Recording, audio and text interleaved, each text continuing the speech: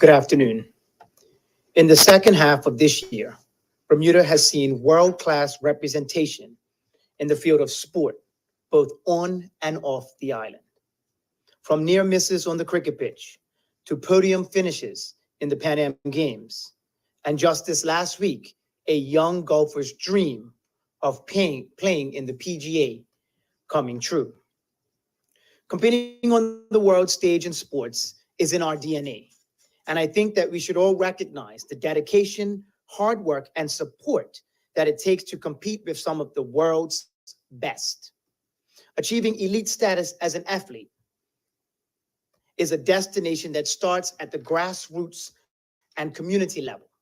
And I want to take this time to thank the technical officers and staff within my ministry who have put in long hours to ensure that this government continues to support the development of sport in our community from the beginning to the amateur to the professional. The government has ensured that necessary funding totaling over $1.5 million reached some 21 national sports governing bodies over the last period, which can only be called an outsized return on investment, given the success our athletes have earned. In addition to the organizations and elite athletes that receive direct funding, I'm pleased that the necessary repairs to the netball and basketball courts were completed, in large part due to the collaboration with the Ministry of Public Works as well as other community partners. In the coming year, I am looking forward to executing plans to continue investing in our rich sporting heritage and our talented local athletes. During this parliamentary session, the Ministry of Tourism, Culture, and Sport will look to pass the necessary legislative amendments to the Bermuda Anti-Doping Framework so we can not only fly our flag proudly at international events, but also ensure a clean and safe environment for our athletes. Following consultation between the Premier, myself, and the Director of Culture, the message was received loud and clear to what our creatives are looking for. It is not lost on this government that the long hours in honing one's craft requires the right environment to thrive, not only for sports, but also in creative endeavors. The need for makerspace emerged as the #1 wish for creatives during stakeholder feedback sessions. It is a fact that Bermudian creatives are not always able to have their art be their primary source of income. As a result, many do not have full access to the tools of the trade, which includes a space to rehearse, record, or meet to practice. The Department of Culture will further consult with creatives across multiple disciplines to ascertain the most important functionality that a makerspace should have for each genre of art. Collaboration with the Ministry of Public Works has already begun in identifying current unoccupied government buildings with a view to converting them to creative hubs. Through this year, we have seen record levels of rain and blustery weather, requiring us to cancel the Gombe Festival. However, I am still proud of our Gombe troops for coming out and representing our culture during the Bermuda Day Parade earlier this year. In the build-up to Bermuda Day 2024, we will be looking at the application process and giving more time for participants to apply for support for the Bermuda Day Fund. The public will be aware that following the government department realignment last week, I now have the responsibility for tourism. With the Bermuda Tourism Authority Summit taking place on the 28th of this month, it is my intent to engage key stakeholders and industry leaders in the coming weeks. This year's theme is building a better Bermuda tourism ecosystem. The focus is to collaborate with our industry partners to plan and commit to a networking system that will enhance the economic activities.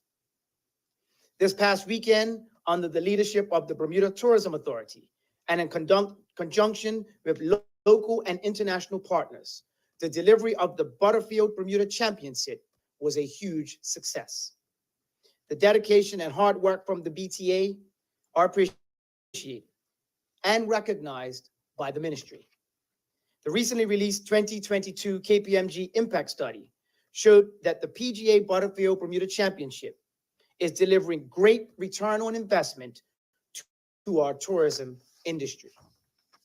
In alignment with the National Tourism Plan 2019-2026, the ministry, alongside the Bermuda Tourism Authority, will deliver more engaging experiences and events for visitors that include local involvement in the sport, art, and cultural arenas. This realignment of portfolios allows for synergistic partnerships between existing government departments and the responsibilities under the BTA. Thank you. Thank you very much, Minister, for those remarks. And I'll invite the Royal Gazette to ask a few questions from the Minister. Jonathan? Good afternoon, Minister, and thanks for having us today. I wanted to start on the Tourism Investment Act. There was some word in the throne speech about streamlining it.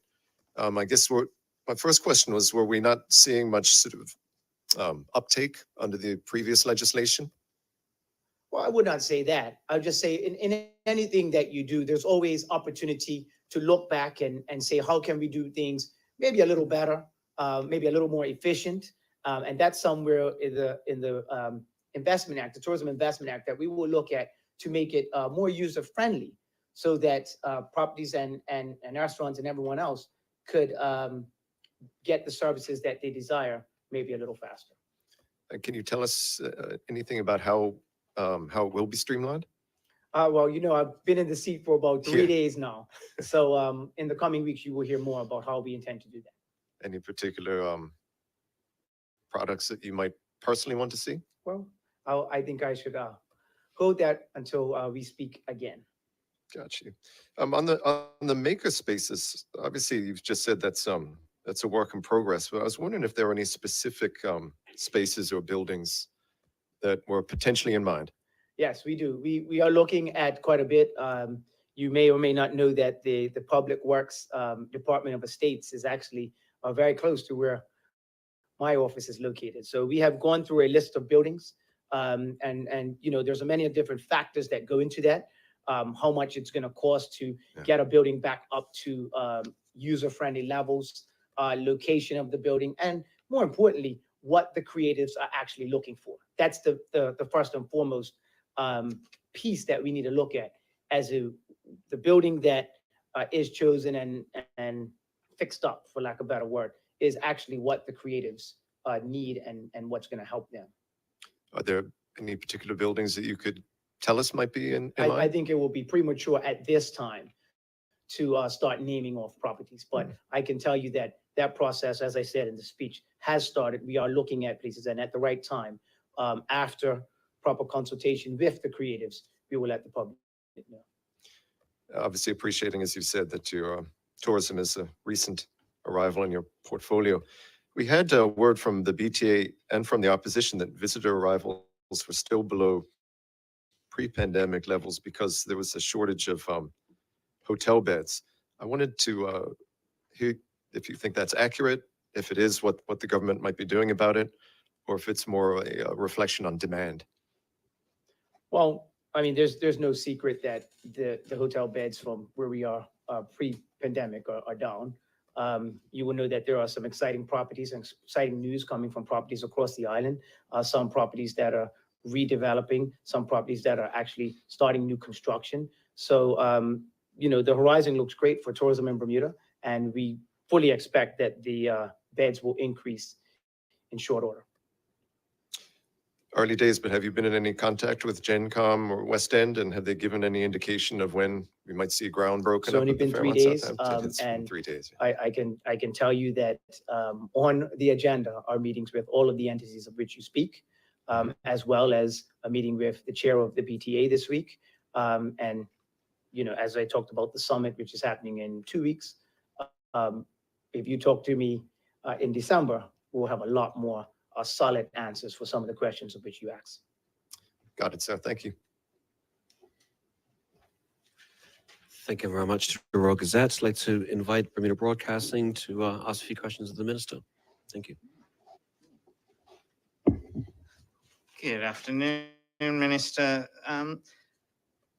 You touched on it in your speech, but this being your first press conference as newly styled Minister of Tourism, Culture and Sport, why was this ministry changed as you understand? And I can tell you, I will just repeat the section of the speech which I said. We want our visitors to have more involvement with the sports, the arts, and the culture. There was a report that was done in 2018, which spoke about the arts and culture of Bermuda and how we can, bring those experiences to tourists. And I'm, happy with the work that the BTA is doing. And all I'm saying is that with this Ministry of with the tourism now coming under my ministry, which includes culture and sport, there's so much synergies that could happen, and we can increase these events that shows our visitors a full Bermudian experience. And you, also you were at the Bermuda Butterfield Championship this weekend.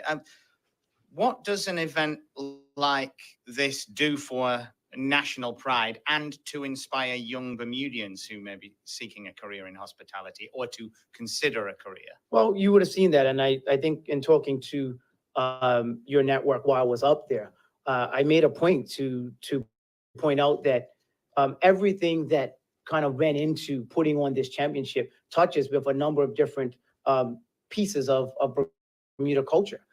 You would have seen young people up there that were helping with the food service. You would have seen individuals, whether it be volunteering, even if you're volunteering and that's getting into, the hospitality. I talked to someone yesterday evening who was doing caddy hospitality. So I know on television, we see the golfers and, it's everyone that's included this. There were taxi drivers and minibus drivers that picked up individuals from hotels and took them up to the championship. I met a group of individuals that were visiting Bermuda on a whole different matter from overseas. And I mentioned to them, hey, have you gone up to see the Butterfield Bermuda Championship? And they said, no, we have not. And on Sunday, they made their way there and they were able to connect and hear stories from locals regarding culture and regarding, the sport of golf. And everybody was abuzz, as you know, with the young man, Oliver Belshard. His first PGA event that he took part in. So it was a complete display of what Bermuda has to offer through the lens of the Butterfield Bermuda Championship. And having been in this role as sports minister for a while now, yes.